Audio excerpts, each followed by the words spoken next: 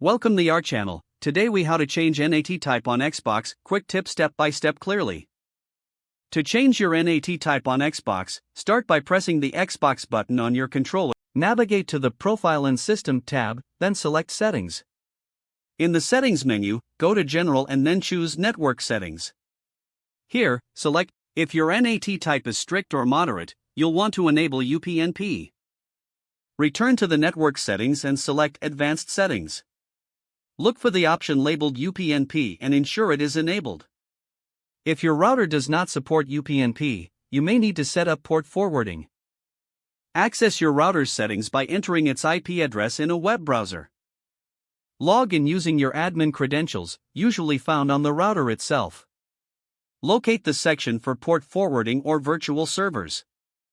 Input the necessary ports for Xbox Live, which typically include TCP 5380, 3074 and UDP 5388, 3074, 500, 3544, 4500. Save the changes and restart your router. Return to your Xbox and test the NAT type again through the network settings. If successful, your NAT type should now be open, improving your online gaming experience. Remember, each router may have a different interface, so consult your specific router's manual if needed. For further issues, consider contacting your internet service provider for assistance. You should now be able to enjoy a smoother gaming experience with an open NAT type. If the page does not load, refresh the browser or try again in a private or incognito window. Make sure you are using the correct email address, then retype it carefully to avoid small typos. If your password is not accepted, use the reset option and create a new strong password you can remember. Check your spam folder for verification or security emails, then complete any requested confirmation steps. Enable two-factor authentication if available to improve account security and reduce unauthorized access risk.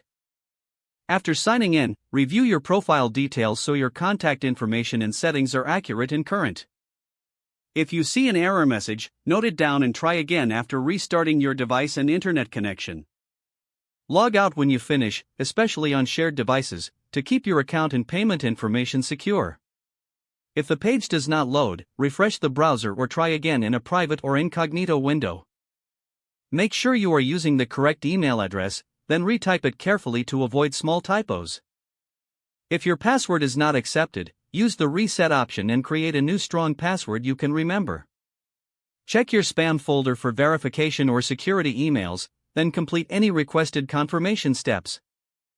Enable two-factor authentication if available to improve account security and reduce unauthorized access risk. Don't forget to like this video and subscribe to our channel for more step-by-step tech guides.